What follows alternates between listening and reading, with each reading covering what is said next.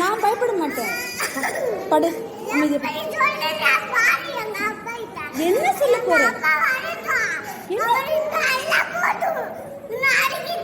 என்ன சொல்ல போற? 3:40க்கு தான் போகணும். படு. சொல்லு, உங்க அப்பாட்ட சொல்லு. நீ சொல்லு, நானும் சொல்றேன். கொஞ்சம் கூட அடங்கலன்னு சொல்றேன். சரி, இருந்துட்டு போ. இப்ப நான் யாரு? நான் கூட தான் எங்க அப்பா பிள்ளை, எங்க அம்மா பிள்ளை. படு.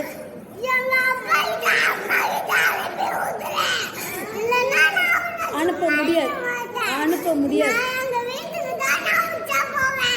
இங்கதான் போகணும். உச்சா இங்க போகணும். இங்கதான் போகணும்.